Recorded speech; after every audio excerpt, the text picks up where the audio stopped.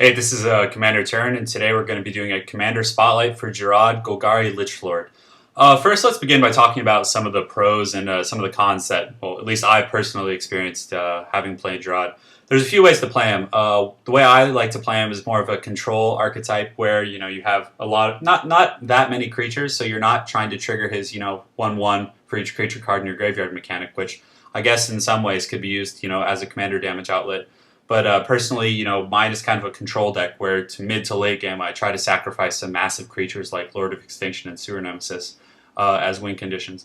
So firstly, in playing these colors, some of the advantages I've experienced is with, it's a graveyard mechanics deck. It has dredging effects. It has ways of, buried alive for searching and putting things in your graveyard, Jarad's orders, and there's several ways to easily bring those cards into play for very little mana. So obviously, that's one of the strengths, is that you're getting a lot of card advantage from your graveyard. Secondly, Jarad is capable of eliminating multiple opponents simultaneously.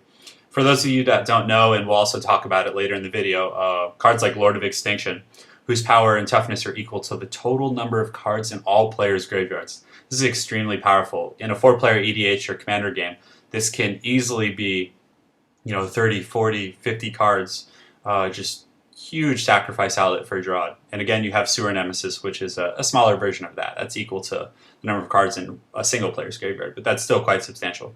So again, he gets huge burst from this. Next, in playing black, you're going to get card advantage from things like Phyrexian Arena, Necropotence, Underworld Connections. You're getting tutors, Demonic Tutor, Vampiric Tutor, things like that, increasing ambition. So obviously, you're never really running dry. Essentially, you can search for answers to anything that you encounter if you're running enough tutors. And also in black, you get great removals. Sacrifice cards like Diabolic Edict, which can get around hexproof creatures. So you have a lot of flexibility there. Secondly, in playing green, you get a lot of ramp, and you get a strong board presence from some really powerful creatures like Vorinclex, Avenger of Zendikar, all kinds of powerful things that we'll go over later in the video. Some of the cons that I've experienced personally is that Jarad seems to be quite weak to graveyard hate. So cards like Tormod's Crypt, Relic of Progenitus, and Ground Seal can hose your decks in many ways. Granted, you're not completely reliant on the sack bombs and searching and you manipulating your graveyard, but it substantially weakens your deck if they're able to use these cards effectively. Also, the general seems to have little effect early game. So a lot of people will play generals that it has an immediate impact when they put it on the board. It warrants fear. However, Jarad doesn't really get going till late game. I find that, from my experience, I don't even play him until quite late in the game. This can also be good in a way because you're kind of unassuming. A lot of people don't think you're a threat, but then you come in with these huge Lord of Extinction bombs in mid to late game, and you can really put people away. So let's begin. First, let's talk about some of the staples for the deck. Firstly, Lord of Extinction, as previously mentioned, its power and toughness equal to the number of cards in all graveyards. That is so powerful. Then you have Sewer Nemesis, which is just target player's graveyard, but it's still quite strong. Great or good, obviously card advantage is one of the best mechanics in the game, so I would highly recommend great or good. You can sack a creature, and you get to draw cards equal to its power. So in this deck, you're running a lot of big creatures, and the discard effect isn't such a big deal since you have a lot of ways to bring creatures back, like some of the staples that you see below, like Phyrexian Reclamation and Volrath Stronghold. Some other suggestions regarding staples is Maelstrom Pulse, destroy target non-land permanent. This can deal with Planeswalkers, enchantments, artifacts. It's just an all-around amazing, versatile card. Demonic Tutor, obviously, personally I run about 5 to 7 tutors in my deck, and this is one of my favorite ones aside from Vampiric Tutor. It's a great card.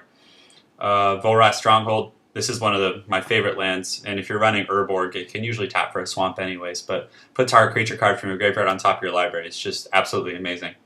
And lastly, one of my favorites, a recent addition actually, is Mikaeus the Unhallowed. He's a legendary creature, zombie cleric, intimidate. Whenever a human deals damage to you, destroy it. This is nice. Some generals like Narset are humans, so that can be a nice secondary perk there. But ultimately, other non-human creatures you control have Undying. So if your big Lord of Extinction or Sewer Nemesis or any other creatures like this are sacked or they go to the graveyard, they're going to come back. And this allows you to sack them to draw it again or simply just to lay on some additional damage. So I'm a big fan of Mikaeus. Next, we'll talk about some tutors. These are just some suggestions that I personally use for the deck, but hopefully they're helpful to you. Demonic Tutor is a classic. Vampiric Tutor is nice. It's just a better version of Demonic Tutor in my book. Buried Alive is great. like I mentioned before, you have a lot of graveyard mechanics like Rise from the Dead, Animate Dead, things like this, Phyrexian Reclamation. So you can search for your bombs, get them in your graveyard, and just get them into play instantly. It's very effective. Diabolic Tutor, just another classic tutor. Runescar Demon gives you a flying body. It can deal with flying commanders. It's got quite a bit of power, decent sack outlet. All in all, it's just a great card. Jarad's Orders. This allows you to search for 2 creature cards, reveal them, put one into your hand and the other into the graveyard. So again, this is quite strong. It's just a creature tutor, and your deck is centered around getting those large creatures to sack. So this is a great tutor. Increasing Ambition is nice. A lot of people question running this because of its mana cost. However, in green-black, you're going to be running a lot of artifact ramp, and you're also going to have quite a bit of mana ramp, which we'll go over later in the video. And then Grim Tutor is just another one that I have in my deck. There's several other tutors you can run that are all great, but this is just, top 8 suggestion here that I use. So here's some artifact ramp suggestions, so just have a look. You have the Gilded Lotus. Golgari Keyrune is quite nice. Can become a black-green insect artifact creature with Death Touch, so this can actually catch a lot of people off guard and can take out some big targets. Sisay's Ring, not the best, but it's kind of a filler, but it's easy, it's cheap to get, it's very budget. Soul Ring is great, obviously. Chromatic Lantern allows all of your uncommon lands, like even Strip Mine, different things like this, to tap for mana of any color, so it's great. Mind Stone allows you to draw. Worn Power Stone is just a classic. It's a nice one. And then Thran Dynamo, which is one of my all-time favorites, and I feel like it's a staple in almost any EDH deck. So here's some acceleration. These are just some cards that I personally use. This is essentially all of the ramp that I use in conjunction with the artifacts you saw on the last page. So you have Harrow, you have Rampant Growth, just classic search for land, put it into play. Search for Tomorrow, which is nice. It allows you to suspend it if you draw it in your opening hand. Kodama's Reach, search for 2 basic lands, reveal them, put one on the battlefield and the other in the hand. This is great value. Oracle Moldiah. I love this card, but just a forewarning. For me, obviously you have to play with the top card of your library revealed. So I've been in multiple games where, obviously you don't want people to see that. So they'll see that a huge threat is coming the next turn, and, the other 3 people in your commander game are just going to swarm down on you. So just a forewarning, but I would still recommend using it. The mana value you get out of it is just immense. Next, Garruk Wildspeaker. He's a nice ramp, gives you early board presence. Corsair of Krufix is nice. Again, it's like the Oracle of Moldiah, just not quite as good. And Yavimaya Elder. So, he gives you card draw and mana ramp, so he's just an all-around solid card. Next, we'll talk about card draw. So, Greater Good, one of the staples of the deck in my opinion. So you can sack a creature, draw cards equal to its power. I found games where I'm drawing 10, 15 cards at a time with some Sewer Nemesis, Sword of Extinction. It's just an absolutely powerful card. Classic Phyrexian Arena, pay life, draw a card. Soul's Majesty, another green card draw outlet. Draw cards equal to the power of target creature you control. Bloodgift Demon is basically a flying arena. Underworld Connections is just an arena that's attached to your land. You have Harmonize, which allows you to draw 3 cards. It's just a nice, easy, unfortunately it's sorcery speed, but still allows you to draw 3 cards. Decree of Pain, just absolute bomb in EDH. You're going to be playing usually with, 3 to 4 people, so, there's going to be a lot of creatures on the board. A lot of people run tokens or different variants like that, and this is just absurdly powerful. And, in a desperate situation, it does have some flexibility with the cycling mechanic. Next is Necropotence. Granted, it is a 3 black mana cost, so that can be a little clunky in your deck, but usually by the time you're going to want to play this anyways, that's not going to be an issue for you whatsoever. So I would highly recommend Necropotence. Sylvan Library, obviously this is not budget. If you can get your hands on a Sylvan Library, I would highly recommend using it, but if not, no worries. There's a lot of other draw outlets you can substitute in there. And lastly, Erebos. A lot of people have said in multicolored decks it's hard to get the devotion, but in this one it's really not. You're running a lot of creatures with black mana symbols. You have Underworld Connections, Phyrexian Arena, Necropotence, all sorts of things. So he's a great card. Next, here's some board clear. So obviously, we'll get to it on some of the next slides, but your deck has a lot of ways of fetching things out of graveyards. So really, I would say just be as liberal as you can with, board clears. Just use them all the time, fill up those graveyards to get your Lord of Extinction powerful, your Sewer Nemesis powerful, and it just essentially gives you more to work with. So Decree of Pain, card draw, mass destruction. Damnation is amazing. If you're playing someone with a really fast Voltron-type general, hexproof, you can't get rid of it, Damnation is your answer. Plague Wind. Destroy all creatures you don't control, they can't be regenerated. Garruk's Wake. Obviously, a similar thing, except it hits Planeswalkers, which is absolutely amazing. Life's Finale is a good one. You can search for things in their, put it in their graveyard, and then you can use, Rise from the Grave to just take it. It's a great card. Drakes of Sorrow. This is one I'm kind of on the fence about, but it's budget, it's easy to get, so I might as well include it. But you can destroy X target non-black creatures. And again, this is very, very contingent upon the meta that you play in. So it allows you to draw X cards also. So it has that secondary perk to it. Black Sun Zenith is great. Minus counters, takes care of indestructible. Just absolutely amazing card. And then lastly, I like Gaze of Granite. It can deal with artifacts, enchantments, equipment, planeswalkers. It's just it's a great card, and I believe it's fairly cheap to pick up. So I would recommend having that one in your repertoire as well. Next, we'll talk about some graveyard tools. These are actually some that I was not, I hadn't come across until relatively recently, but Life and Death is great. Return target creature card from your graveyard to the battlefield. You lose life equal to its converted mana cost rather than, its power or some other factors like that, which could be really devastating. So, and even the life effect where your lands become 1/1 creatures are pretty strong. So, Animate Dead, obviously a classic. You have Rise from the Grave, and that's, from a graveyard onto the battlefield. So you can, in an EDH game, you're going to have a huge pool to choose from, huge pool. So it's an absolutely amazing card. Down and Dirty. The discard effect isn't that great, but it doesn't hurt. And then return target card from your graveyard to hand. So you're getting any card you want. So you can get Planeswalker, creature, artifact, anything. Obviously, Buried Alive, one of the staples of this kind of deck. Allows you to search for creatures, get them in your graveyard. You can bring them back with Animate Dead, Rise from the Grave, Death, Dirty, Volrath Stronghold, all sorts of things. It's just an absolutely amazing card. And then, of course, Volrath Stronghold. I feel like this should be a staple of most EDH decks that are running black. So it's great. You can sack a creature with Jarad, put it on top next turn, sack it again. It's just huge value out of that. Here's some other graveyard tools that I would recommend. Phyrexian Reclamation, only 1 mana to get out, and you're only paying essentially 2 mana and 2 life to get any creature card to your hand. Only costs 2 mana to do, so it still leaves you a lot of mana open for the turn, assuming it's late game. Rise from the Dark Realms, this is kind of a secondary win condition in this deck, obviously in EDH, especially with the amount of board sweepers that you're running. This is going to give you some serious value. Creeping Renaissance is great and gives you some of that second wind late game. Praetor's Council, return all cards from your graveyard to your hand, and you have no maximum hand size for the rest of the game.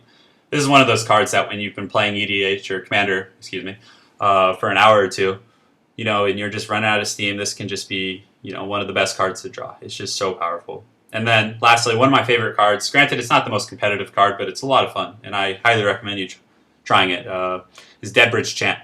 Put the top 10 cards of your library into your graveyard when you play it, and at the beginning of your upkeep, choose a card at random in your graveyard. If it's a creature, it goes into play, and if it's anything else, it goes in your hand. So worst case scenario, you're still getting card advantage. And it also fills up your graveyard for some of your sack outlets, like Lord of Extinction.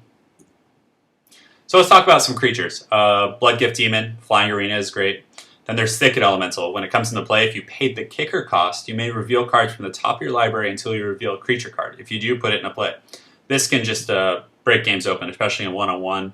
Even in multiplayer formats, it's extremely powerful. And as mentioned earlier in the staples section, you have the Lord of Extinction and the Sewer Nemesis, which are the staples of this deck, and for me, are more often than not the winning conditions. Varel's the Scar Striped, he's great. He gives each creature card in your graveyard has Scavenge. So essentially, any big bombs in your graveyard, you can attach it to something, sack it, or just simply swing. It's extremely powerful. It's a great tool in this deck. Spirit Monger, no particular synergy, but he's just a high-value creature to get out there.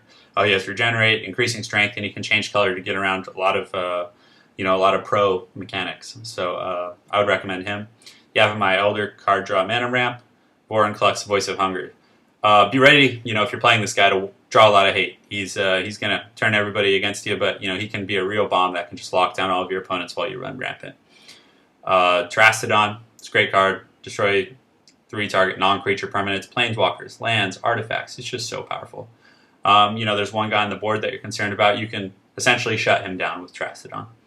Oracle, Moldiah, great card, mana ramp, just all around solid. Some other creatures that I would recommend is the Runescarred Demon, just for the tutoring effect. I believe I linked the Yavimaya Elder twice, so we'll just continue on. Erebos, as previously mentioned, card draw, easy to hit the devotion. You can sack him, he's indestructible, just great card. Gultree is nice. Obviously, he's kind of like just another draw outlet. 10 damage is just to all opponents is quite powerful. So I would recommend using that. It's budget, it's cheap. There may be better options, but He's easy to get your hands on. Disciple of Bolas. When it enters the battlefield, sacrifice another creature, you gain life, and you draw X cards based on the creature's power. So that's quite strong. That can, you can sack the creature and then you can bring it back quite easy with the mechanics we discussed earlier. Avenger of Zendikar, he just gives you tons of tokens, so much value in EDH. Any deck that's running green, in my opinion, should have him. No particular synergy with the deck, but just a great card to have. Sheldred, obviously, speaks for herself. Just the Predators are quite strong. So return a creature and can cause their opponents to sack, so this can deal with Voltron. This can bring back things to just sack over and over. So it's quite powerful. And then Mikaeus, obviously, as mentioned in the staples section, is just an absolute bomb. So let's talk about some removal.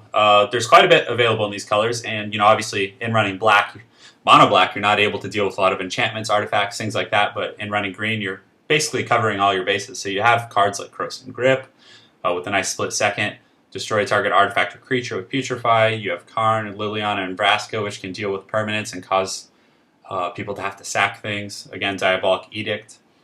Acidic Slime is quite nice. Not only does it take care of a threat generally, but it also is a death touch creature, which will, make people less likely to want to attack you.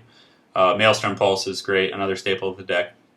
And then there's Dictate of Erebos and Grave Pact, both which force people to sack creatures when you sack creatures. So obviously with Jarad, you're going to have other creatures out. You can sack them, and then your opponents will have to also sack. So this can be a board clear, and this is extremely powerful in this deck. Next, you have Relic Crush. Destroy target artifact or enchantment, and up to one other artifact or enchantment. So absolutely powerful card. And then there's Trastodon. Strip Mine is great. Take care of their guys. Cradle, Hero's Downfall, and go for the throat. Next, let's talk about some Planeswalkers. Obviously, Sorin should be a staple of any black deck if you're trying to be a little more competitive. If you're just playing with friends, though, Sorin can kind of, cause some angst and anger between friends. So, use him wisely. But Sorin, is a great card. Puts target opponent at 10, essentially eliminating one person from the game, because once the other player sees someone at 10, they're generally going to take the opportunity to eliminate them. So then you have Garruk, Apex Predator, great card, kills Planeswalkers, creatures, all sorts of nastiness. And in EDH, the 7 mana cost isn't really a deterrent. Liliana Vess, which is a great card, again, for the tutor. And if you can get to the 8, why not? It's another win condition. Garruk, Ramp, early board presence. Vraska's really nice. Destroy target online permanent. She can deal with a lot of things. Garruk, Relentless. Personally, he's not one of my favorite Planeswalkers. Just the fact that he transforms, and it's just a lot of fun, a lot of flavor. So I would recommend just throwing him in, having a good time with him. Liliana the Veil, obviously one of the best cards against Voltron generals. Extremely powerful. Making everyone discard a card doesn't necessarily hurt you since you use your graveyard a lot. So all around, solid Planeswalker. A little pricey though. So here are some bonus suggestions for the deck. Now that we've gone through some of the core principles, you have Defense of the Heart. Most people who've played green in EDH have seen this before. If one of your opponents controls 3 or more creatures, sack it, and you can search for any 2 creature cards and put them into play. So if people slip up and let this go off, they're probably going downhill. You can search for Vorinclex and Sheldred and just put people away. Creekwood Liege is fun. It's cheap, easy to get, gives you tokens every turn. Not a bad card. Exsanguinate is one of my all-time favorites in EDH. Anything that's running black, it's extremely powerful. Each opponent loses X life, so when you're playing in a multiplayer game, you're going to gain some serious life gain and damage out of that. And then Green Sun Zenith, just another creature search outlet, which is real strong. So here's some specific lands I would recommend for the deck. So go ahead and take a look. You have the Vivid Grove and the Vivid Marsh. And then, of course, there's so many budget Golgari lands like the Guildgate, the Rot Farm, the Tainted Wood, Jungle Hollow. And if you want to get a little more on the pricier end, of course, Verdant Catacombs on the bottom right-hand side you see there. It's just the green-black fetch land. But ultimately, I would recommend, as staples for the deck, you want to get Urborg, Tomb of Yawgmoth, get the Evolving Wilds, Terramorphic Expanse, Volrath Stronghold, and then the budget lands. That's all you really need. But if you want to get fancy, you can get Maze of Ith, which is just an absolute bomb in Commander. You can get the Verdant Catacombs, and then you'll be good. So here's the mana base that I use for the deck, of course, aside from basic lands. But if you have any more suggestions, feel free to leave them in the comments below, and I'll try and add them in future videos. Thanks for watching. So this was the Jarad Golgari Lich Lord Commander Spotlight. Please like and subscribe, and we'll be doing more spotlights in the near future. Thanks again for stopping by. Have a great day.